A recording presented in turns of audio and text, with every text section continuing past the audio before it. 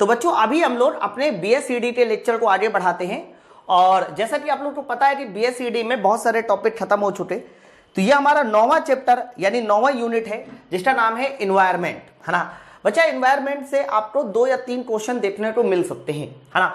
कह सकते हैं कि इन्वायरमेंट को हम लोग हिंदी में क्या बोलते हैं बच्चा, तो इसको हिंदी बोलते हैं पर्यावरण। अब बात करते हैं कि जो इन्वायरमेंट है, पर्यावरण है, तो बच्चा ये ना टॉपिक यूपीएससी वगैरह के एग्जाम जो होते हैं, सीटेट के एग्जाम जो होते हैं, उसमें बड़ा डिटेल में पूछा जाता है, लेकिन हमारे रेलवे एग्जामों में इसका कुछ ही पोर्शन आता है और ये कह सकते हो कि लगभग 3 से 4 घंटे का टॉपिक होता है। 3 से 4 घंटे में क्वेश्चन सहित खत्म हो जाएगा है आपके एग्जाम में, यानी रेलवे एलपी टेक्नीशियन के एग्जाम में इससे जो क्वेश्चन बनेंगे वो हो सकता है कि 2 या 3 क्वेश्चन आपको देखने को मिल सकते हैं इन्वायरमेंट के, ठीक है। तो चलो फिर शुरुआत करते हैं इन्वायरमेंट की, यानी 9वीं यूनिट की। बच्चा इसमें जो सबसे पहली हेडिंग आती है उसको बोलते हैं इन्वायरमेंट है क्या। भाई पर्यावरण है क्या, ठीक है। तो ध्यान से सुनना जो मैं बता रहा हूं। जब मैं बात करता हूं कि भाई ये बताओ कि सर पर्यावरण कहते किसको है, तो कह सकते हैं कि पर्यावरण सर 2 शब्दों से मिलकर बना होता है। उनमें से एक शब्द होता है परि और दूसरा शब्द होता है आवरण। याद रखना, पर्यावरण हमारे 2 शब्दों से मिलकर बना होता है। उनमें से बच्चों एक शब्द को बोलते हैं परि और दूसरे शब्द को बोलते हैं आवरण। परि प्लस आवरण, है ना। तो परि प्लस आवरण सर दैट इज कॉल्ड पर्यावरण, है ना। परि का मतलब क्या होता है सर, परि का मतलब होता है किसी भी बॉडी के चारों ओर का आवरण, है ना, चारों ओर। तो परि का मतलब क्या होगा सर, परि का मतलब होगा चारों ओर, चारों ओर। और आवरण का तो मतलब आपको पता है कि आवरण मतलब एक तरह का घेरा, है ना। तो कह सकते हैं कि किसी भी लिविंग ऑर्गेनिज्म, जिसको आप जीव भी बोल सकते हैं, तो किसी भी जीव के चारों ओर का जो आवरण होगा उसी को ध्यान रखना हम लोग किस नाम से जानते हैं सर, उसी को हम लोग बोलते हैं पर्यावरण। चारों तरफ का जो आवरण होगा किसी भी जीव के चारों ओर का आवरण सर वो पर्यावरण कहलाएगा, है ना। बच्चा पर्यावरण का जो शुरुआत हुई थी, यानी इन्वायरमेंट वर्ल्ड की जो शुरुआत हुई थी, वो फ्रेंच भाषा के शब्द से हुई थी। क्या है वो शब्द बच्चा, उस शब्द का नाम है एनवीरोन। एनवीरोन, तो एनवीरोन ये ध्यान रखना, ये एक ऐसा शब्द है ना जिससे एनवायरमेंट लिया गया है। तो एनवायरमेंट जो लिया गया है बच्चा, वो पर्यावरण जो लिया गया है एनवायरमेंट, वो एनवीरोन नाम के फ्रेंच भाषा के एनवीरोन शब्द से लिया गया है। और ध्यान रखना इसका अर्थ भी क्या होता है सर, इसका भी अर्थ होता है चारों ओर, ठीक है। तो ध्यान रखना, एक तो एनवीरोन याद करना है, पर्यावरण परि प्लस आवरण। अब मैं डेफिनेशन एक बार पढ़ देता हूं कि किसी भी जीव का परिवेश, अब आप परिवेश बोल दो या फिर चारों ओर का आवरण बोल दो, है ना। तो किसी भी जीव का परिवेश कह सकते हो हमारा क्या कहलाता है, पर्यावरण कहलाता है। अब इसको एग्जाम्पल के थ्रू समझिए। जैसे कि यहां देखिए मैंने एक मछली दिखाई हुई है, ये मछली है। अब इस मछली के चारों ओर देखिए अन्य मछलियां हैं, ये घास फूस है ना। मतलब अगर वो लिविंग ऑर्गेनिज्म है चाहे नॉन लिविंग ऑर्गेनिज्म है, कोई भी ऑर्गेनिज्म है, तो जो भी हमारा लिविंग होगा चाहे नॉन लिविंग होगा, वो चारों तरफ का जो आवरण है बस वही पर्यावरण है, ठीक है। तो इन्होंने जो बोला ना कि किसी जीव का परिवेश उसका पर्यावरण कहलाता है। अब ये जो परिवेश वर्ड यूज किया गया है कि किसी भी जीव का परिवेश उसका पर्यावरण कहलाएगा, तो बच्चों ये परिवेश जो है चाहे वो किसी भी तरीके का हो सकता है, दैट मीन्स वो लिविंग भी हो सकता है सर और वो नॉन लिविंग भी हो सकता है। मतलब वो जीवित और अजीवित दोनों में से किसी भी प्रकार का हो। तो बच्चों जीवित और अजीवित, लिविंग और नॉन लिविंग का जो परिवेश है किसी भी जीव के चारों ओर का, दैट इज कॉल्ड पर्यावरण, ठीक है। बच्चों एनवायरमेंट ना 1990 के बाद थोड़ा ज़्यादा ही हम लोग ध्यान देने लगे, क्योंकि बिना एनवायरमेंट के हम लोग अपनी कल्पना ही नहीं कर सकते। आप खुद सोचो, मेरे आसपास जो है अगर मेरे 2-4 दोस्त ना हो, समझो बात को, मेरे 2-4 दोस्त ना हो, पेड़ पौधे ना हो, आसपास के घर ना बने हो, है, इसके अलावा वायुमंडल ना हो, तो जो कुछ भी मेरे चारों ओर होता है चाहे वो लिविंग हो या नॉन लिविंग हो, है ना, तो बस वही मेरा पर्यावरण है, वही मेरा कह सकते हो एनवायरमेंट है। तो अगर ये सब नहीं होते, मेरे दोस्त नहीं होते, मेरे आसपास घर नहीं होते, वायुमंडल ना होता, तो बताइए क्या मैं अपने जीवन की कल्पना कर सकता हूं? नहीं सर, है ना। तो बिना पर्यावरण के किसी भी जीवन की कल्पना नहीं की जा सकती, इस बात को याद रखिएगा, ठीक है। तो किसी भी जीव का चारों ओर का परिवेश, दैट इज कॉल्ड पर्यावरण, एनवायरमेंट, ये एनविरॉन से लिया गया है। और पर्यावरण का मतलब होता है परि प्लस आवरण, परि का मतलब होगा चारों ओर, ठीक है। बच्चों अब बात करते हैं, मैंने कहा ना 1990 के बाद ज्यादातर कंट्री पर्यावरण के लिए बड़ी सचेत सी हो गई। बच्चों 5 जून 1972 याद कर लेना, कई बार क्वेश्चन आएगा, ठीक। बताइए विश्व पर्यावरण दिवस कब मनाया जाता है? तो याद रखिएगा जब भी कभी क्वेश्चन आए कि विश्व पर्यावरण दिवस कब मनाया जाता है, तो कह देना ये दिवस मनाया जाता है 5 जून को। ओके, तो 5 जून ध्यान रखना, विश्व पर्यावरण दिवस 5 जून को मनाया जाता है। और इसकी शुरुआत कब हुई थी? तो कह दे रहा हर साल तो मनाया जाता है 5 जून को, लेकिन इसकी शुरुआत करने वाला जो डे था वो 1972 से ध्यान रखना इसकी शुरुआत हुई थी। और विश्व पर्यावरण दिवस मनाने की जो शुरुआत हुई थी वो की थी यूएनओ ने, यानी यूनाइटेड नेशन ऑर्गेनाइजेशन ने ध्यान रखना इसकी शुरुआत की थी विश्व पर्यावरण दिवस मनाने की। बताइए, तो आप लोगों को यहां तक जो भी मैंने बातें बताई आई होप आपको समझ में आई होगी। तो किसी भी जीव का चारों ओर का परिवेश, चाहे वो लिविंग हो या फिर नॉन लिविंग हो, उसी को हम लोग पर्यावरण कहते हैं, ठीक है। चलो अब आगे बात करते हैं, नेक्स्ट हेडिंग की बात करते हैं पर्यावरण के बाद। इसके बाद आ जाता है बच्चा टाइप्स ऑफ पर्यावरण, यानी टाइप्स ऑफ इन्वायरमेंट, कि भाई इन्वायरमेंट कितने तरह के हैं। और मैंने आपको कहा भी कि जो चारों ओर आपको परिवेश लेना है वो लिविंग भी हो सकता है, नॉन लिविंग भी हो सकता है। अब नेक्स्ट हेडिंग आ जाती है कि टाइप्स ऑफ इन्वायरमेंट कितने तरह के होते हैं। तो बच्चों ध्यान रखना, इन्वायरमेंट हमारे 3 तरह के होंगे। सबसे पहला होगा प्राकृतिक इन्वायरमेंट, ओके, तो नेचुरल इन्वायरमेंट, नेचुरल इन्वायरमेंट ध्यान रखना। दूसरा इन्वायरमेंट बताइए कौन सा होता है? सर दूसरा होता है तुम्हारा मानव निर्मित, है ना, यानी human made environment, human made environment. और तीसरा बताइए क्या है? तो तीसरा है बच्चा social environment, okay, social environment. तो ये 3 तरह के इन्वायरमेंट होते हैं हमारे चारों तरफ के। अब मैं आपको बताता हूं, जैसे कि आज मैं घर चला जाऊं तो मम्मी कहेगी कि बेटा जो है पूजा कर ले, तो ये भी तो एक तरह का इन्वायरमेंट ही है, परिवेश है। मम्मी कहेगी बेटा पूजा कर ले बच्चों, तो ये किस इन्वायरमेंट में आएगा? समझिए बात को। उसके अलावा और भी बहुत सारे इन्वायरमेंट होते हैं। पहले मैं बात करता हूं प्राकृतिक इन्वायरमेंट की, यानी नेचुरल इन्वायरमेंट की। तो बच्चों नेचुरल इन्वायरमेंट में वो सारी की सारे इन्वायरमेंट आते हैं जो प्रकृति ने हमें दिए हैं, जो बच्चों प्रकृति ने हमें दिए हैं। ध्यान रखना वो सारे के सारे इन्वायरमेंट हमारे नेचुरल इन्वायरमेंट में आएंगे। बच्चों ये 2 तरह के होंगे, एक होगा जैविक और एक होगा अजैविक। जैविक इन्वायरमेंट और दूसरा बताइए कौन सा होगा? सर दूसरा होगा अजैविक। इसको इंग्लिश में किस नाम से जानते हैं बच्चा? तो इसको इंग्लिश में बोलते हैं बायोटिक एंड अबायोटिक, है ना। तो ये जैविक को हम लोग बोलते हैं बायोटिक, और याद रखना दूसरा हमारा कहलाता है अबायोटिक, अबायोटिक। सर जैविक इन्वायरमेंट क्या है? जैविक का इन्वायरमेंट का मतलब होता है कि जो सारी की सारी चीजें, देखो 2 तरह के इन्वायरमेंट बताए नेचुरल में, एक होता है तुम्हारा जैविक और दूसरा होता है अजैविक। जैविक इन्वायरमेंट में हमारे प्लांट्स आते हैं, जो सजीव होते हैं, आप ऐसा समझो जो हमारे सजीव होंगे वो सब हमारे जैविक इन्वायरमेंट है ना। अब क्या क्या जैविक इन्वायरमेंट में आ सकता है? सर जैविक इन्वायरमेंट में हमारे प्लांट्स आ सकते हैं, पौधे आ सकते हैं, है ना। उसके अलावा हमारे जीव जंतु आ सकते हैं, जीव जंतु आ सकते हैं, है ना। उसके अलावा हमारे पास और कौन कौन से आ सकते हैं? सर बैक्टीरिया आ सकते हैं। तो ये सारे के सारे हमारे कह सकते हो कैसे इन्वायरमेंट है? सर ये हमारे जैविक इन्वायरमेंट है, सजीव जिसको बोलते हैं। अजैविक इन्वायरमेंट लेते देखो ये सारे नेचुरल है, हाँ, इनमें से कोई भी चीज आदमी ने नहीं बनाई है, ना पौधे आदमी ने बनाए हैं, ना जीव जंतु आदमी ने बनाया, ना बैक्टीरिया आदमी ने बनाया है। समझ रहे हैं ना? ये सारे के सारे कैसे बच्चा? ये सारे के सारे नेचुरल है। अजैविक इन्वायरमेंट की बात करते हैं, लेकिन वो भी इन्वायरमेंट नेचुरल होना चाहिए, अजैविक।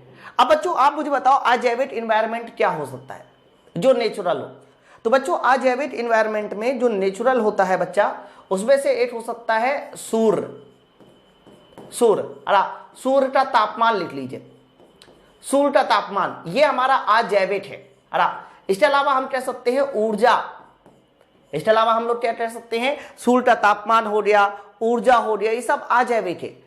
वायुमंडल, वायुमंडल ये सारे के सारे कह सकते हैं अजैविक एनवायरनमेंट है जो कि नेचुरल में आते हैं। तो नेचुरल एनवायरनमेंट ध्यान रखना दो तरह के होंगे, एक होगा जैविक, एक होगा अजैविक, मतलब बायोटिक अबायोटिक। बायोटिक में क्या आएंगे, जो सजीव है जैसे कि जीव जंतु प्लांट, लेकिन नेचुरल। अजैविक में क्या आएंगे, सूर्य का तापमान नेचुरल है, एनर्जी ऊर्जा वायुमंडल। ठीक है, चलो मानव निर्मित पर्यावरण की बात करते हैं। बच्चों मानव निर्मित पर्यावरण जो कि आदमियों द्वारा निर्मित किए गए हैं, है ना, इनमें क्या आ सकता है सर इसमें क्या आ सकता है, इसमें भी देखिए बहुत सारी चीजें आ सकती है, जैसे कि कृषि। बच्चा कृषि नेचुरल ने नहीं दी, नेचर ने नहीं दी हमें, प्राकृतिक ने कृषि नहीं दी है, एक्चुअली में प्लांट्स ने हमें पौधे दिए हैं, मतलब नेचर ने हमें पौधे दिए, कृषि तो हमने उसको बनाया है। इसके अलावा रेलवे स्टेशन, आप बताओ क्या नेचर ने रेलवे स्टेशन दिया है, नहीं, वो सब हमने बनाया है। रेलवे स्टेशन, बस स्टैंड, ये सारे के सारे कह सकते हो एक ह्यूमन मेड जो है हमारे एनवायरनमेंट बनाते हैं, है ना। बिल्डिंग ये सारे के सारे कह सकते हो ह्यूमन मेड हमारे बिल्डिंग, ये सारे के सारे कह सकते हो ह्यूमन मेड एनवायरनमेंट है, जो कि मनुष्यों द्वारा तैयार किए गए हैं, ह्यूमन मेड एनवायरनमेंट है। बच्चों अगला एनवायरनमेंट आता है जिसको बोलते हैं सामाजिक, सोशल में ज्यादातर वो चीजें आती हैं जो धर्म से रिलेटेड होती हैं, जैसे कि मैं आपको बता दूं, है ना, सोशल में आप कह सकते हैं कि हमारा पूजा पाठ हो गया, पूजा पाठ, है ना, रीति रिवाज। तो बच्चा पूजा पाठ हो गया, रीति रिवाज हो गया, ये सारे के सारे कह सकते हो कि हमारे किसमें आते हैं, सोशल एनवायरनमेंट में आते हैं। देख लीजिए और भी हो सकता है राजनीति, जो भी हम लोग सामाजिक तौर पे बात करते हैं, राजनीति, ये सारे के सारे सोशल एनवायरनमेंट में आते हैं। तो तीन तरह के एनवायरनमेंट होते हैं ना टेरा, एक तो नेचुरल, मानव निर्मित, सामाजिक। बस आपको इसके एग्जाम्पल बच्चों याद करने हैं कि एग्जाम्पल जो है, एग्जाम्पल के थ्रू कि कौन सा किस एनवायरनमेंट में आएगा, और ये पूछा जाएगा डायरेक्ट आपसे, है ना। तो हमने टाइप्स ऑफ एनवायरनमेंट भी पढ़ लिया कि एनवायरनमेंट कितने तरह के होते हैं। और देखिए अब इसके बाद दूसरी जो इंपॉर्टेंट हेडिंग आती है, इसको बोलते हैं इकोलॉजी, इसको बोलते हैं परिस्थितिकी। जब हम लोग कहेंगे इकोलॉजी सिस्टम तो हो जाएगा परिस्थितिकी तंत्र, है ना। ये है इकोलॉजी जिसको हम बोलते हैं परिस्थितिकी। ये क्या है मैं आपको बता दूं, बहुत ध्यान से सुनना कायदे के साथ। जैसे कि मैं आपसे कह दूं कि मेरे पास ये मछली है कोई, ध्यान से देखिए ना, ये मैंने कहा कि ये मछली है ऐसे, है ना, आप इसको अपनी मछली ही समझो, ये ऐसे मछली है, ये मछली है ना। तो बच्चों ये जो मछली है, तो ये मछली चारों तरफ जो इसका परिवेश है, ये जो चारों तरफ इसका परिवेश है, बच्चा इस परिवेश के साथ किसी न किसी संबंध में रहती है। मतलब कोई भी जीव, कोई भी सजीव अपने परिवेश से है या फिर पर्यावरण से किसी न किसी संबंध में रहती है। तो ये जो जीव है, ये जीव अपने परिवेश से किसी न किसी संबंध में रहती है बच्चा। बस उसी जीव का परिवेश के साथ बनाया गया संबंध हमारा क्या कहलाता है, इकोलॉजी कहलाता है ना। तो इकोलॉजी की डेफिनेशन क्या होती है कि किसी जीव का, किसी भी जीव का परिवेश के साथ बनाया गया संबंध, परिवेश के साथ बनाया गया संबंध ध्यान रखना क्या कहलाता है सर, इकोलॉजी कहलाता है। किसी जीव का परिवेश के साथ बनाया गया संबंध इकोलॉजी कहलाता है।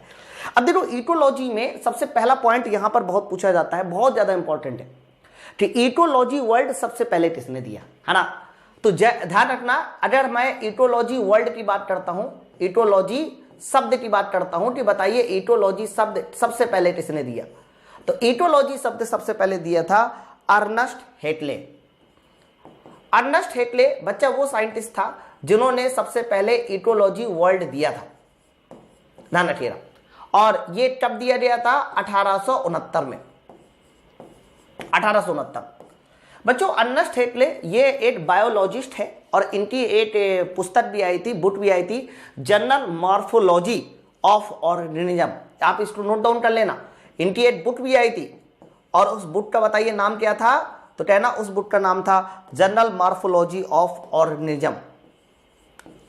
जनरल मॉर्फोलॉजी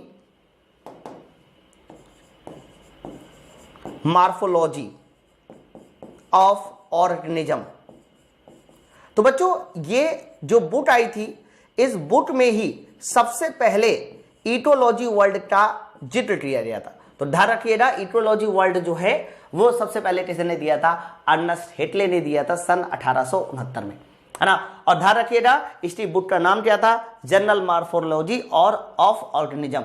बच्चा एक सवाल इसमें और पूछा जाएगा फादर ऑफ इटोलॉजी किसे बोलते हैं, है ना। तो फादर ऑफ इटोलॉजी ध्यान रखना अलेक्जेंडर हम्बोल्ट इसका पूरा नाम है, ध्यान रखिएगा। तो फादर ऑफ इटोलॉजी पूछा जाए तो बताइए फादर ऑफ इटोलॉजी किसको बोला जाता है, फादर ऑफ इटोलॉजी। तो फादर ऑफ इटोलॉजी बोलते हैं हम लोग अलेक्जेंडर हम्बोल्ट। अलेक्जेंडर हम्बोल्ट, ठीक है। तो ये हमारे कहलाते हैं फादर ऑफ इटोलॉजी।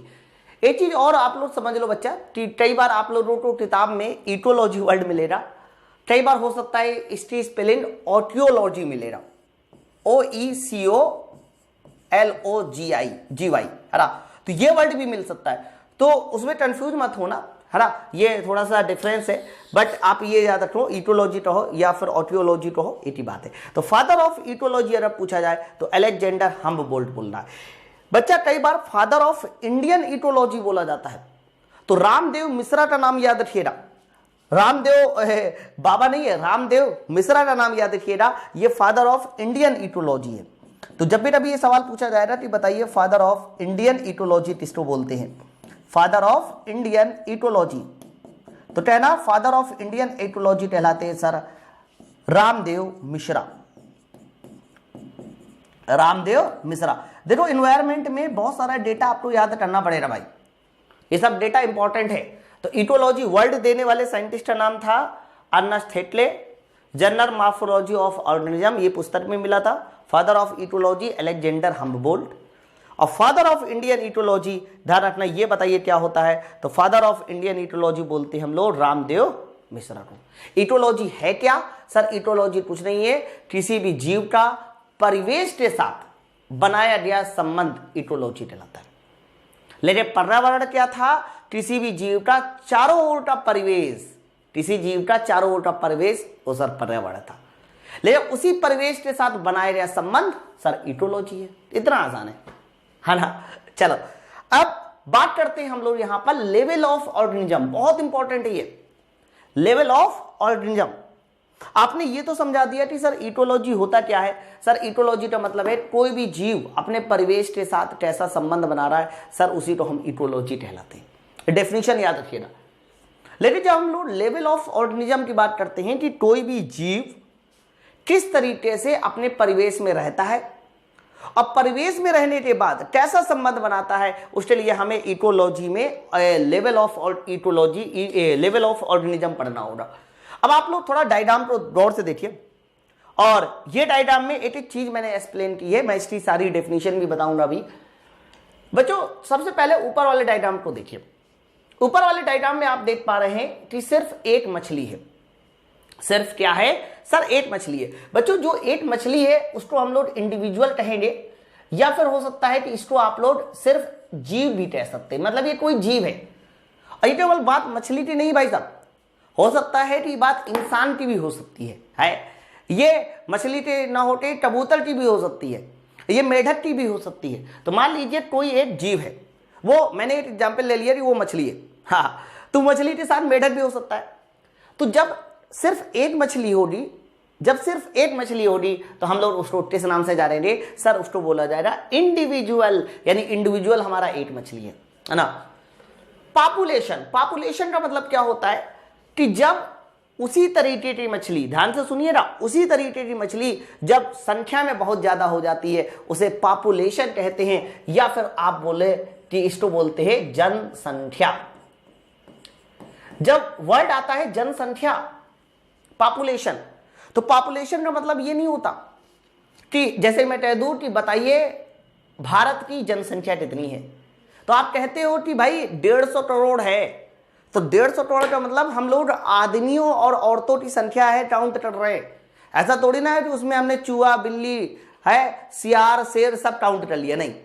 तो जब एक ही स्पेसीज है ना, एक ही स्पेसीज के जब लोगों को काउंट किया जाता है एक ही स्पेसीज के जीवों को काउंट किया जाता है, तो वो बताइए क्या बनता है, पॉपुलेशन बनता है।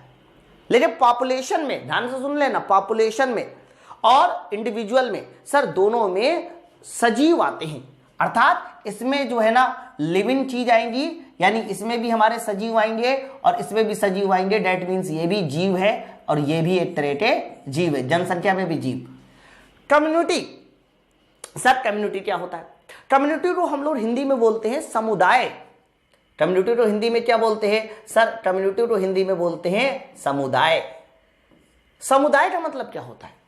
समुदाय का मतलब ये होता है कि जब हम लोग अलग अलग स्पेसीज मतलब कोई कुत्ता है तो दूसरा बिल्ली हो सकता है, तीसरा आदमी, जब एक जगह पे रहते हैं तब वो समुदाय का निर्माण करते हैं। डेट मीन्स कम्युनिटी का निर्माण करते हैं। आप देखिए यहाँ पर मछली भी है ना, ये दूसरी स्पेसीज हो रही, ये हमारा सांप हो गया है, ये मेढक जैसा कुछ दिखाई दे रहा है। तो जब अलग अलग स्पेसीज के लोग एक ही जगह पर रहते हैं बच्चा, तो बताइए वो किसका निर्माण करते हैं सर? समुदाय का निर्माण करते हैं। लेकिन हाँ, समुदाय में भी लिविंग ऑर्गेनिज्म ही होंगे, जीव होगा, ध्यान रखिएगा। समुदाय में क्या होगा? जीव होगा। लेकिन जब मैं इकोसिस्टम की बात करता हूं कि इकोसिस्टम क्या है, देखो मैंने कहा इकोलॉजी और इकोसिस्टम दोनों अलग अलग है। तो इकोसिस्टम क्या होता है बच्चा? इकोसिस्टम में अलग अलग स्पीसीज के लोग तो रहते हैं, लेकिन इसमें ना काउंट हो जाता है जीव और सजीव दोनों, मतलब निर्जीव और सजीव दोनों, जिसको आप बोलते हैं कि लिविंग है एंड नॉन लिविंग। तो जब लिविंग और नॉन लिविंग का एक स्ट्रक्चर देखा जाता है जिसमें बहुत सारे लिविंग ऑर्गेनिज्म भी हो, अलग अलग स्पीसीज के, नॉन लिविंग भी होने चाहिए, तो जब ये एक साथ एक जगह पे मिलते हैं तो डेट इज कॉल्ड इकोसिस्टम। अब आप इकोसिस्टम तो देखिए ध्यान से। आप देखो यहां पर मछली है, यहां पर ये दूसरी प्रजाति का एक जीव है, ये सांप है, तो अलग अलग स्पीसीज हो रही। और आप देखिए इसमें ना और भी दो चार चीजें दिखाई रही है, यानी निर्जीव वाली चीजें भी दिखाई रही है, जैसे कि ये चट्टान भी दिखाई दिया है, निर्जीव है ना। इसी तरीके से और भी बहुत सारी चीजें दिखाई रही है। तो जब लिविंग और नॉन लिविंग ऑर्गेनिज्म एक साथ इकट्ठा हो जाते हैं अलग अलग स्पीसीज के, तो याद रखिएगा वो बन जाता है फिर हमारा इकोसिस्टम। ये क्रम याद करना पड़ेगा आपको। फिर आता है बायोस्फीयर। बच्चा बायोस्फीयर क्या होता है, इस बात को आपको थोड़ा डिटेल में समझना पड़ेगा। बायोस्फीयर क्या होता है? हम लोग जब बायोस्फीयर की बात करते हैं तो बायोस्फीयर के लिए क्या है मैं पहले बता दूं। देखो होता क्या है कि किसी भी जीवन के लिए हमें मेन तीन चीजें चाहिए होती है। किसी भी जीवन के लिए हमें मेन तीन चीजें चाहिए होती है बच्चा। उनमें से सबसे पहली चीज होती है जिसको हम लोग बोलते हैं, जीवन के लिए मेन तीन चीज चाहिए। एक तो स्थल मंडल, डेट मीन जमीन, दूसरा वायुमंडल, वायुमंडल भी चाहिए होता है क्योंकि बिना वायु के तो हम जीवित ही नहीं रह सकते, और तीसरा एक और चाहिए होगा पानी, जिसको आप जल मंडल बोलेंगे। ये देखो है ना। तो बच्चों ध्यान रखना, जीवन जीने के लिए हमें मेन तीन चीजें जरूरी होती है। उनमें से एक हमारा होता है स्थल मंडल। एक क्या होता है सर? एक तो बोलते हैं हम लोग स्थल मंडल, है ना। दूसरा क्या होता है सर? दूसरा होता है जल मंडल। दूसरा क्या होगा सर? दूसरा होगा जल मंडल। और तीसरा बताइए क्या होगा सर? तीसरे को बोला जाएगा वायुमंडल। तो जीवन जीने के लिए मेन हमारे पास ध्यान रखिएगा तीन तरह के कह सकते हो कि हमारे मंडल की जरूरत पड़ेगी। स्थल मंडल हो गया, जल मंडल हो गया, वायुमंडल हो गया। तो स्थल मंडल, जल मंडल, वायुमंडल, इन तीनों का जो कॉमन पार्ट होता है बच्चा, ये कॉमन पार्ट है ना, बस इसी कॉमन पार्ट को बताइए हम किस नाम से जानते हैं? सर इसी कॉमन पार्ट को हम लोग बोलते हैं बायोस्फीयर। बायोस्फीयर। तो आपसे कोई पूछे कि बायोस्फीयर क्या है, तो आप कहना स्थल, जल और कह सकते हो कि वायुमंडल, जब ये तीनों एक जगह पे इकट्ठा हो जाते हैं तब हम उसको बोलते हैं बायोस्फीयर। अब बायोस्फीयर का डायग्राम देखिए, तो अगर बायोस्फीयर का आप लोग डायग्राम देख पा रहे होंगे तो बायोस्फीयर में देखिए ये हमारे पास ऊपर हवा है यानी वायुमंडल है, ये पानी है दैट मीन्स जलमंडल भी है, और आप देखिए ये हमारे पास स्थल भी है यानी स्थल मंडल भी है, जमीन भी है। तो जब ये तीनों एक साथ इकट्ठा होती है तो बताइए उसे हम किस नाम से जानते हैं? सब उसे बोलते हैं हम लोग यहां पर बायोस्फीयर। तो ये जो मैंने 3 आपको नाम बताया ना, ये नाम बताए, इसको क्रम से याद करना बड़ा जरूरी है। और क्रम से याद करना जरूरी क्यों है वो भी मैं आपको बता दूं। सबसे पहले हमारा देखिए आएगा जीव। जीव के बाद बताइए हमारा अगला क्या आएगा? सर जीव के बाद, अब जीव बोल दो, जीव नहीं बोल रहा तो इंडिविजुअल भी बोल सकते हैं, जैसे कि इन्होंने इंडिविजुअल लिखा हुआ है तो कोई बात नहीं, उससे कोई फर्क नहीं पड़ेगा, इंडिविजुअल बोलिए। इंडिविजुअल के बाद बताइए क्या बन जाएगा? जनसंख्या, जिसको आप पॉपुलेशन कहते हो, पॉपुलेशन कहते हो। पॉपुलेशन के बाद बताइए अगला टर्म क्या आएगा? सर अगला टर्म आएगा कम्युनिटी। कम्युनिटी है ना। कम्युनिटी के बाद बताइए अगला टर्म क्या आएगा? कम्युनिटी के बाद अगला टर्म आ जाएगा तुम्हारा इकोसिस्टम, और इकोसिस्टम के बाद बताइए हमारे पास अगला टर्म कौन सा आ जाएगा? सर अगला टर्म आ जाएगा बायोस्फीयर। तो ये जो सीरीज है ना, ये जो क्रम है बच्चा, ये क्रम आप लोगों को एकदम रटा हुआ होना चाहिए। इंडिविजुअल, पॉपुलेशन, कम्युनिटी, इकोसिस्टम और हमारा आ जाएगा फिर लास्ट में बायोस्फीयर। अब इनकी मैं डेफिनेशन भी एक एक करके सारी समझा देता हूं कि भाई इनकी डेफिनेशन क्या है। मैंने बोला है लेकिन लिखा नहीं है ना। चलिए आगे देखिए। तो अब देखो मैंने यहां पर इस जो अभी समझाया उसको मैंने डिटेल में डेफिनेशन में लिख दी ताकि आप लिख सके बहुत अच्छे से। तो सबसे पहले देखो इंडिविजुअल था। इंडिविजुअल क्या होता है? तो कह देना किसी एक सजीव को, किसी एक सजीव को बताइए हम किस नाम से जानते हैं? सर किसी एक सजीव को इंडिविजुअल कहा जाता है। पॉपुलेशन किसको बोलते हैं? जनसंख्या किसको बोलते हैं?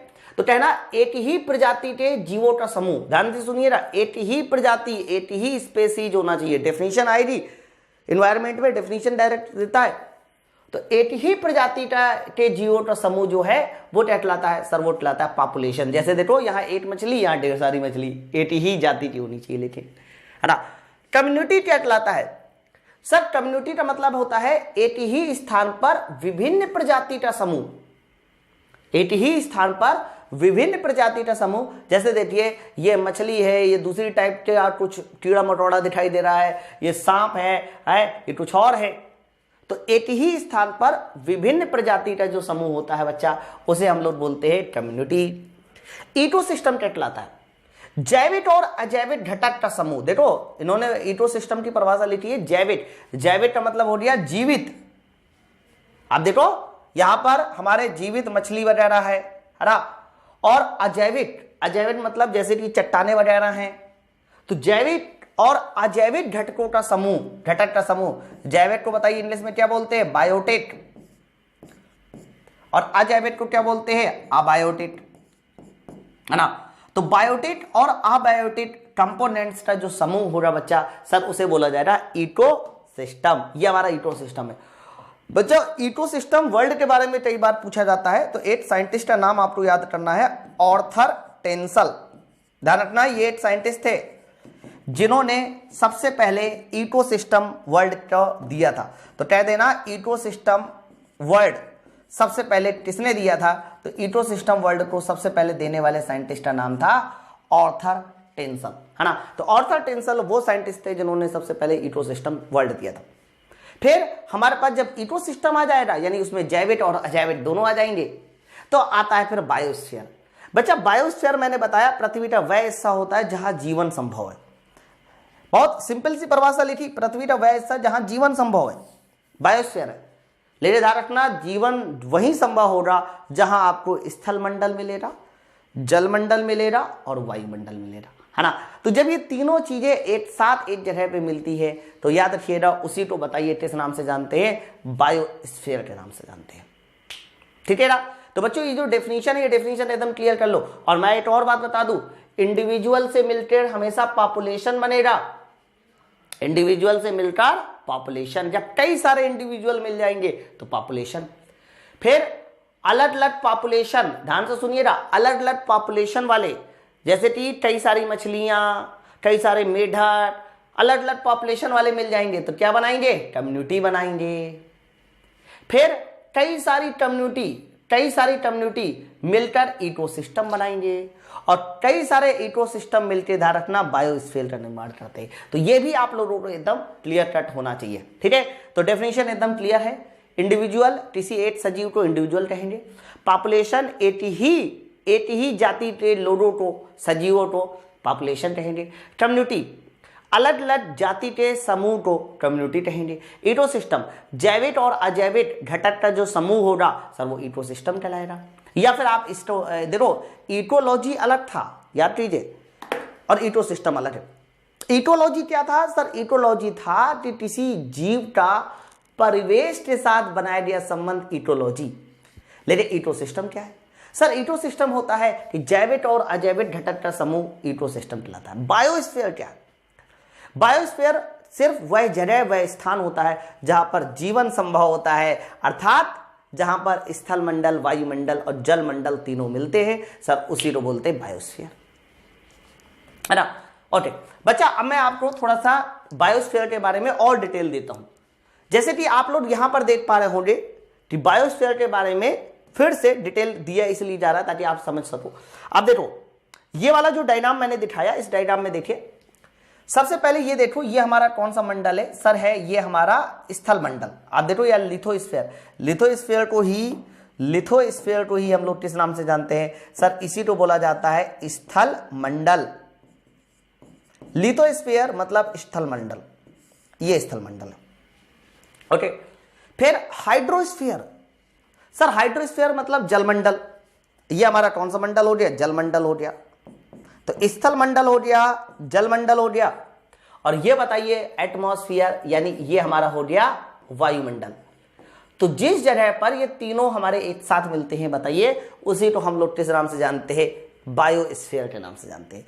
तो बायोस्फीयर वह जगह होती है जहां वो तीनों मंडल मिलते हैं, या फिर आप कह सकते हो जहां जीवन संभव होता है उसे बायोस्फीयर कहते हैं, है ना। डेफिनेशन जरूर याद रखना है आप लोगों को, क्योंकि बिना डेफिनेशन के देखो भाई काम नहीं चलने वाला, है ना। तो वो मैंने आपको डेफिनेशन एकदम क्लियर कर दिया। अब जैसे हम लोग बायोस्फीयर पढ़ लेते हैं कि बायोस्फीयर ये हो गया, वो जो डेफिनेशन हमने पढ़ ली कि भाई डेफिनेशन भी हो गई। इसके बाद अगली वाली जो स्लाइड आती है, और ये जरूर याद रखना, क्या याद करना है मैं फिर से बता दूं कि आपको ये जो डायग्राम मैंने बना के दिखाया, शायद यहां पर मैंने बना दिखाया, कहां गया? हाँ, ये वाला कि वायुमंडल, स्थल मंडल और जल मंडल, इसका जो कॉमन क्षेत्र होता है बच्चा, वही कॉमन क्षेत्र हमारा कहलाता है सर। इसी को हम लोग बायोस्फीयर के नाम से जानते हैं। ये कॉमन क्षेत्र बायोस्फीयर कहलाता है, ठीक है बच्चा। चलिए और आगे आइए, जलमंडल हो गया, है ना। अब यहां से बच्चा आ जाता है कंपोनेंट ऑफ इकोसिस्टम की। बताइए इकोसिस्टम के घटक कौन कौन से? Component of ecosystem. तो बच्चों, जब भी कभी हम लोग कंपोनेंट ऑफ इकोसिस्टम के बारे में बात करते हैं, इकोसिस्टम का वर्ड दिया किसने था? ऑर्थर टेंसल नाम के साइंटिस्ट ने इकोसिस्टम वर्ड दिया था। इकोसिस्टम की परिभाषा क्या थी? कह देना जैविक और अजैविक घटक का समूह इकोसिस्टम कहलाता है। बट इकोसिस्टम में ही हमें मेन ये समझना है कि इकोसिस्टम के मेन कंपोनेंट क्या है ना। तो मैंने कहा कि इकोसिस्टम में दो कंपोनेंट थे। एक कंपोनेंट याद करो था जैविक घटक, और एक कंपोनेंट क्या था सर? एक था अजैविक घटक। अब मैं लिख देता हूं आपको, है ना। तो बच्चों, जब भी कभी हम लोग इकोसिस्टम के कंपोनेंट की बात करते हैं तो याद रखना इकोसिस्टम के कितने कंपोनेंट होते हैं सर? इकोसिस्टम के सर कितने कंपोनेंट होते हैं? दो, मेनली दो होते हैं। कौन कौन से दो होते हैं सर? सबसे पहला कंपोनेंट आपने बताया था जैविक घटक, जैविक घटक, है ना। इसको आप बायोटिक कंपोनेंट भी कह सकते हो, जैविक घटक। अब दूसरा बताइए कौन सा कंपोनेंट था सर? दूसरा था अजैविक घटक, अजैविक घटक। ओके, तो जैविक घटक, अजैविक। जैविक का मतलब जो जीवित हो, है ना, बायोटिक कंपोनेंट, और अजैविक का मतलब हो गया अबायोटिक कंपोनेंट। बोलो भाई, अब सवाल यह है कि जैविक घटक में क्या क्या आता है। तो बच्चा जैविक घटक में ही सबसे पहले याद करो उत्पादक यानी प्रोड्यूसर, हरा उपभोक्ता, इस तरीके से एक और आता है तुम्हारा अपघटक। तो जैविक घटक के ध्यान रखना 3 कंपोनेंट होते हैं। सबसे पहला बताइए इसमें से क्या आएगा। तो बच्चा सबसे पहला आएगा उत्पादक, मैं लिख देता हूं। सबसे पहला बताइए क्या आएगा। तो सबसे पहला आएगा बच्चा उत्पादक, हरा। दूसरा बताइए क्या आएगा सर। दूसरा आएगा उपभोक्ता, उत्पादक उपभोक्ता, भोक्ता उपभोक्ता। और ध्यान रखना तीसरा बताइए क्या आएगा सर। तीसरा आएगा अपघटक। अपघटक जिसका काम हो रहा तोड़ना ओढ़ना है। तो उत्पादक, उपभोक्ता और अपघटक, ध्यान रखिएगा। पहले मैं इसी को डिफाइन कर देता हूं बच्चा। उत्पादक में क्या आते हैं सर। उत्पादक में मेन आते हैं हरे पौधे जो अपना भोजन स्वयं बनाते हैं। हरे पौधे उत्पादक में आएंगे, है ना। और ध्यान रखना इन्हें बोला जाता है ऑटोट्रॉप।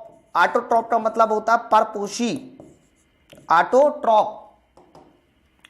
तो भोजन का निर्माण जो स्वयं करते हैं वो हमारे ऑटोट्रॉप कहलाते हैं, यानी उत्पादक कहलाते हैं। और ध्यान रखना ये जो उत्पादक है ये अपना भोजन स्वयं बनाते हैं। और इसमें मेन बताइए क्या आएगा सर। इसमें मेन आएगा हरे पौधे जैविक घटक में।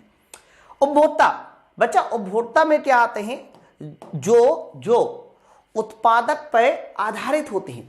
भाई उपभोक्ता का मतलब ये हुआ कि ये वो घटक होंगे जो उत्पादक द्वारा बनाए गए भोजन को ग्रहण करेंगे।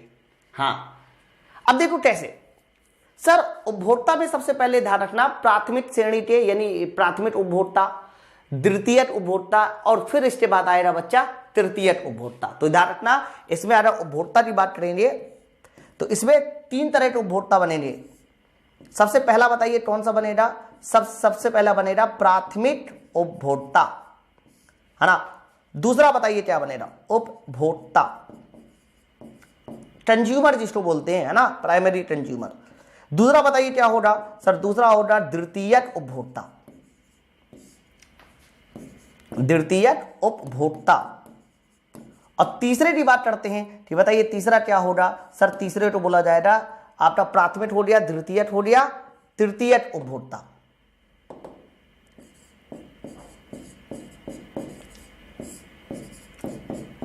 ध्यान रखिएगा। तो सबसे पहले अब इसमें कौन कौन सी चीजें आती है ये सब मैं डिस्कस करूंगा कि खरगोश किसमें आएगा, चूहा किसमें आएगा, बिल्ली किसमें जाएगी, है चील किसमें जाएगा, ये सब बातें मैं अभी करूंगा थोड़ी देर में। और इसके बाद अपघटक। सर अपघटक क्या करते हैं कि जो कह सकते हो उत्पादक को या फिर प्राथमिक, द्वितीयक, तृतीयक जितने भी उपभोक्ता है उन सबको तोड़ने का काम करते हैं, है ना। हरा तो कह सकते हो इसका मेन काम होता है तोड़ने का। और इसमें क्या आते हैं सर। इसमें मेन आते हैं हमारे बैक्टीरिया। तो जितने भी बैक्टीरिया आते हैं वो सारे के सारे किसमें आएंगे अपघटक में आएंगे। फंडाई कवक जिसको बोलते हैं, हरा कवक अपना भोजन स्वयं नहीं बनाते हैं, ध्यान रखना।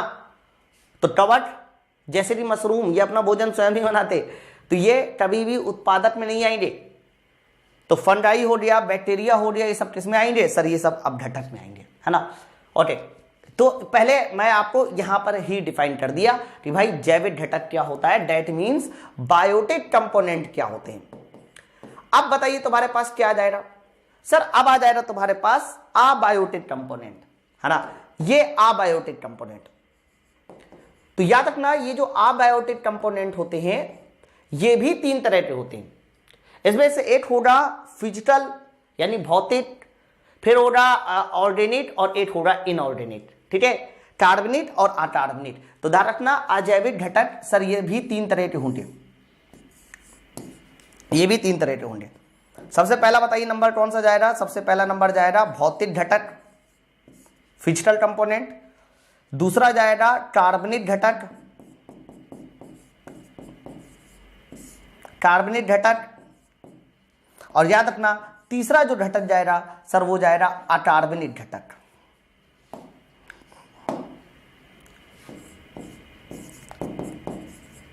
अकार्बनिक घटक, ओके। तो ये हमारे कह सकते हो अजैविक घटक में आएंगे। अब प्रश्न ये आएगा कि भाई भौतिक घटक में कौन कौन सी चीजें आएंगी। तो भौतिक घटक में आपका तापमान आ जाएगा, है ना। तापमान देखिए वो उसमें जीवन नहीं है, तापमान में जीवन नहीं है, लेकिन ये भौतिक यानी फिजिक्स से संबंधित है, फिजिकल क्वांटिटी से संबंधित है। तो भौतिक घटक में बताइए क्या आएगा सर, भौतिक घटक में आएगा तापमान, तापमान, ऊष्मा, ऊष्मा, ऊर्जा, आर्द्रता। बच्चा ये सारे के सारे कह सकते हो कि हमारे अजैविक घटक होते हैं। और अजैविक घटक में भी कौन से घटक होंगे सर, भौतिक कंपोनेंट होंगे, फिजिकल कंपोनेंट। तो तापमान, ऊष्मा, ऊर्जा, आर्द्रता, है ना, तो ये सारे के सारे हमारे फिजिकल कंपोनेंट में जाएंगे। सर कार्बनिक घटक की बात करते हैं तो आपने विटामिन का नाम जरूर सुना होगा, है ना। विटामिन हो गया, प्रोटीन हो गया, लिपिड्स हो गए। बताइए इन सब के नाम आप लोगों ने सुने नहीं सुने, जल्दी से मुझे कमेंट करके बताओ, ये सारे के सारे नाम सुने नहीं सुने, है ना। तो विटामिन मैं लिख देता हूं, विटामिन ध्यान रखना ये हमारे कार्बनिक कंपाउंड्स होते हैं। विटामिन हो गया, कार्बोहाइड्रेट हो गया, कार्बोहाइड्रेट हो गया, प्रोटीन हो गए, लिपिड हो गए जिसको आप वसा कहते हैं। बच्चा ये सारे के सारे हमारे कार्बनिक घटक होते हैं, ये सारे कार्बनिक घटक होते हैं। सर अकार्बनिक घटक में क्या आएंगे, मिनरल्स, खनिज। तो बच्चा जो खनिज होते हैं जैसे कि सोडियम, पोटेशियम, ये सब खनिज है। तो सोडियम, पोटेशियम ये सब खनिज है, तो खनिज हमारे अकार्बनिक में आएंगे। नाइट्रोजन हो गया, ऑक्सीजन हो गया। तो बच्चा ये सारे के सारे हमारे अकार्बनिक घटक है। तो इकोसिस्टम में कौन कौन से कंपोनेंट आते हैं, उन सारे के सारे कंपोनेंट के मैंने नाम लिख दिए, है ना। बच्चा अभी कंपोनेंट के नाम के साथ साथ हमें ये सब चीजें समझनी है कि प्राथमिक, द्वितीयक और तृतीयक उपभोक्ता क्या होते हैं, है ना। एक बार मैं रिवीजन कर देता हूं फटाफट। इकोसिस्टम क्या होता है सर, इकोसिस्टम होता है कि एक ऐसा सिस्टम जिसमें जैविक और अजैविक दोनों घटक आते हैं, वो हमारा इकोसिस्टम है। जैविक घटक में तीन तरह की चीजें आएंगी, उत्पादक, उपभोक्ता, अपघटक। उत्पादक क्या होंगे, जो अपना भोजन स्वयं बनाएंगे प्रकाश संश्लेषण के द्वारा, हरे पौधे, ऑटोट्रॉफ बोलते हैं। उपभोक्ता जो होते हैं वो कह सकते हो उत्पादक पे डिपेंड होते हैं। तीन तरह के उपभोक्ता होंगे, प्राथमिक, द्वितीयक, तृतीयक, है ना। तीसरा अपघटक, जो कहीं ना कहीं बैक्टीरिया और फंगाई आएंगे। अपघटक क्या करते हैं, ये उत्पादक और उपभोक्ता को फिर से तोड़ के वायुमंडल में यानी पृथ्वी में मिला देते हैं, मिट्टी में मिला देते हैं जिसको बोलते हैं, है ना। अजैविक घटक, बच्चा अजैविक घटक में तीन चीजें आएंगी, भौतिक, कार्बनिक और अकार्बनिक।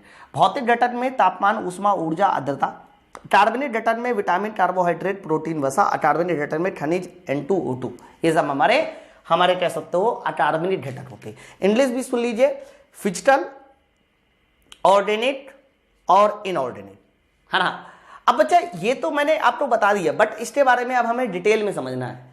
डिटेल में क्या समझना है उसे देखिए। सबसे पहले आप लोगों को तीन चीजें मैंने आपके सामने बनाई है। सबसे पहला नंबर देखिए, उत्पादक है जिसको आप ऑटोट्रॉफ भी कह सकते हो, प्रोड्यूसर, है ना। फिर कंज्यूमर जिसे आप जो हेट्रोट्रॉफ भी कह सकते हैं, और तीसरा है डीकंपोजर जिसको आप अपघटक भी कह सकते हो। चलो एक एक करके मैं डेफिनेशन समझता हूं। सबसे पहले उत्पादक की बात करते हैं तो सामान्यतः पेड़ पौधे जो प्रकाश संश्लेषण करके अपना भोजन तैयार करते हैं, जितने भी हरे पेड़ पौधे होते हैं। अब बच्चों हरे पेड़ पौधे जिसमें भोजन, स्वयं का भोजन तैयार करने की क्षमता होती है, हरे पेड़ पौधे।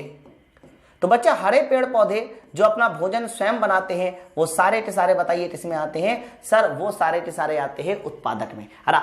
बच्चों कुछ एलडी भी होते हैं, एलडी जो होते हैं वो भी अपना भोजन स्वयं बनाते हैं। शैवाल जिसको बोलते हैं, समुद्र में पाए जाते हैं, ज्यादातर पानी में पाए जाते हैं, तो ये भी अपना भोजन स्वयं बनाते हैं। तो जो अपना भोजन स्वयं बनाते हैं, ध्यान रखना, उन्हीं को बताइए हम किस नाम से जानेंगे सर, उन्हीं को हम लोग बोलेंगे एलडी, ऑटोट्रॉफ यानी उत्पादक, है ना। तो बच्चा उत्पादक जो है ना अपना भोजन स्वयं बनाते हैं, इस बात को याद रखिएगा। फिर आ जाता है उपभोक्ता। उपभोक्ता मतलब जो विषमपोषी हो, दूसरों पर आधारित हो, हेट्रोट्रॉफ, है ना। तो उपभोक्ता क्या होता है बच्चा, ये उत्पादक पे आधारित होते हैं। इस वर्ड में शाकाहारी, मांसाहारी, सर्वाहारी सब आते हैं। हाँ, जैसे कि मैं बता दूं शाकाहारी में क्या आ सकता है, आप देखिए खरगोश, है ना, खरगोश शाकाहारी है। उसके अलावा गाय शाकाहारी है ना, बकरी शाकाहारी है। मांसाहारी में क्या आएगा, जैसे कि शेर, चीता, ये सब मांसाहारी है। सर्वाहारी में क्या आएंगे सर, सर्वाहारी में आपके मानव, कुछ हमारे पशु भी हैं जो हमारे सर्वाहारी में आते हैं, ठीक है। तो उपभोक्ता क्या होते हैं बच्चा, जो सीधा सीधा आप ये समझो जो उत्पादक पे आधारित होते हैं, इनके भोजन पे आधारित होते हैं, वही हमारे उपभोक्ता कहलाएंगे, है ना। तो इस वर्ड में शाकाहारी मांसाहारी सब आते हैं। अभी मैं इसको डिटेल में समझाऊंगा। अपघटक क्या होते हैं सर? अपघटक में कीड़े मकोड़े, फफूंदी, है ना, बैक्टीरिया, जो कह सकते हो कि जैविक घटक को, जैविक पदार्थों को हास करके तोड़कर पर्यावरण में मिश्रित कर देते हैं सर, उन्हीं को अपघटक कहते हैं। अब ये अपघटक जो है ना, बैक्टीरिया वगैरह, ये क्या करेगा कि कोई भी उत्पादक होगा, दैट मीन्स पेड़ पौधे होंगे या फिर कोई भी हमारा जीव जंतु जानवर होगा, उसको तोड़ मोड़ के जो है फिर से पर्यावरण में मिला देंगे। जैसे कि मैं कह दूं कि आज से लाखों वर्ष पहले ढेर सारे डायनासोर मरे होंगे, बट आप देखिए डायनासोर का जो मांस का टुकड़ा है अब आपको आज कहीं नहीं मिलेगा। क्यों भाई, कहां चला गया? तो वो सारा का सारा मांस का टुकड़ा ये जो हमारे कीड़े मकोड़े हैं, बैक्टीरिया है, उन्होंने तोड़ मोड़ के जो है ना सब मिट्टी में मिला दिया, दैट मीन्स पर्यावरण में मिला दिया। ओके, तो बताइए ये क्या कहलाएंगे सर? इनको बोला जाएगा कि ये हमारे अपघटक है। ध्यान रखना, ये जैविक पदार्थों का हास करके पर्यावरण में मिला देते हैं। चलो आगे देखिए। इसके बाद बच्चा इस बात को समझाने के लिए यहां पर मैंने एक डायग्राम लिया हुआ है। डायग्राम आपको साफ साफ नजर आ रहा होगा, मैं इस डायग्राम को भी एक्सप्लेन कर देता हूं। जब भी कभी हम लोग फूड चेन की बात करते हैं, ये जो दिखाया गया है ना, ये एक तरह की फूड चेन है। ये क्या दिखाई रही है सर? ये दिखाई रही है आपको फूड चेन। ये फूड चेन है,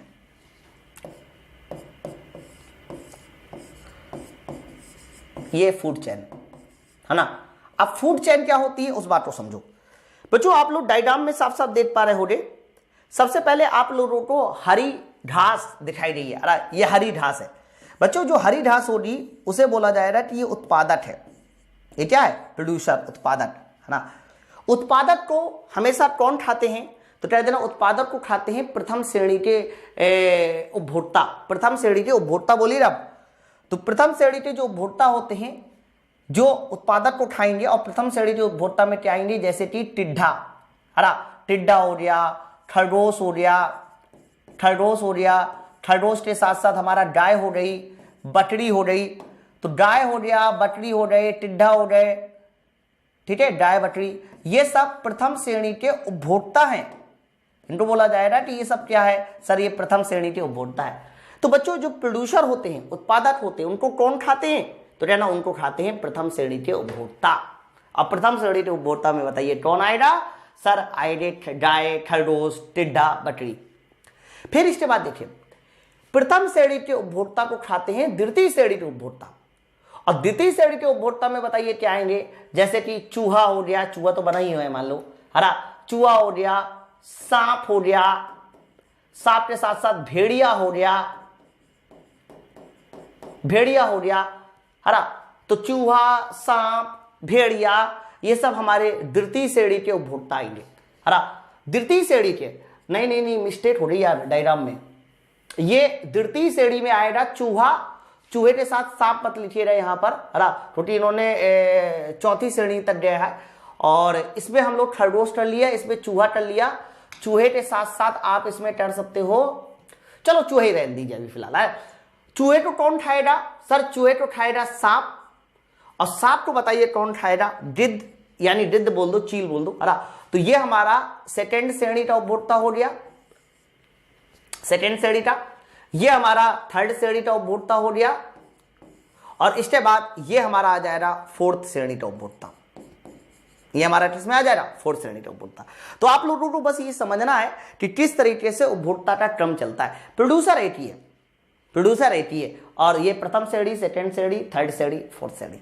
बच्चों ये जितने भी मैंने नाम आपको बताए, जैसे कि उत्पादक हो गया और प्रथम श्रेणी, थर्ड श्रेणी, फोर्थ श्रेणी, इन सबको दोबारा से पर्यावरण में मिलाने के लिए, इन सबको दोबारा से पर्यावरण में मिलाने के लिए हमें जो चाहिए रहेगा वो चाहिए रहेगा अपघटक, है ना। तो इन सबको दोबारा से पर्यावरण में मिलाने का बताइए काम कौन करता है सर? इन सबको दोबारा से पर्यावरण में मिलाने का काम अपघटक करता है। क्या करता है? अपघटक करता है, ठीक है। तो आई थिंक आपको ये बात समझ में आ रही होगी। फिर इसके बाद यहां पर एक पॉइंट और बनता है ऊर्जा का क्रम, कि भाई ऊर्जा क्या है। तो याद रखिएगा, जब भी कभी उत्पादक के बाद ऊर्जा, भाई अगर उत्पादक को प्रथम श्रेणी का उपभोक्ता ठहरा है तो कुछ ऊर्जा मिलेगी, कुछ ऊर्जा मिलेगी। तो बच्चों ऊर्जा का भी टर्म आपको याद रखना पड़ेगा कि ये जो ऊर्जा का टर्म होता है ना सर, ये ऊर्जा का टर्म हमारा कह सकते हो कि 10% घटते जाता है।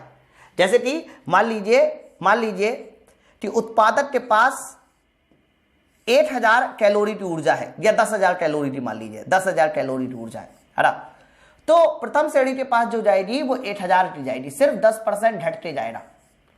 इसके पास कितना जाएगा सर? इसके पास जाएगा 100 कैलोरी की, ये देखो।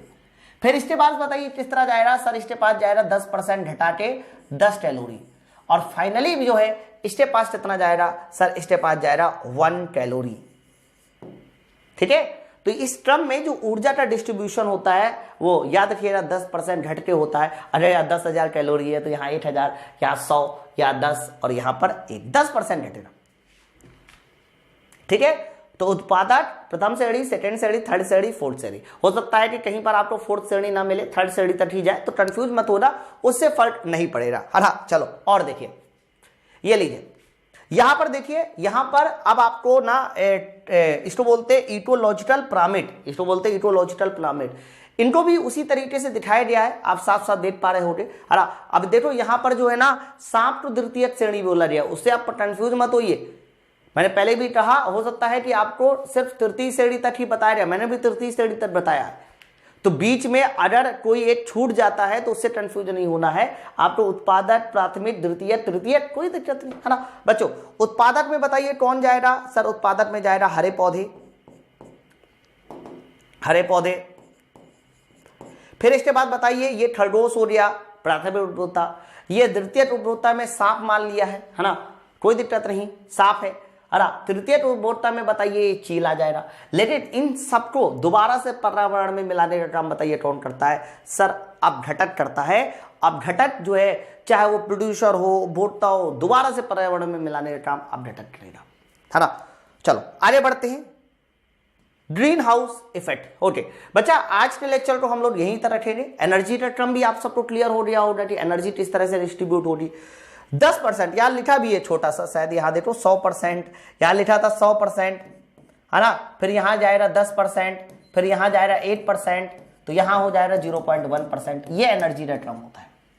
ठीक है, तो आपको ये समझना पड़ेगा कि किस तरीके से हमें प्रोड्यूसर डिसाइड करना है, फिर प्राथमिक उपभोक्ता, द्वितीय, तृतीय, है ना।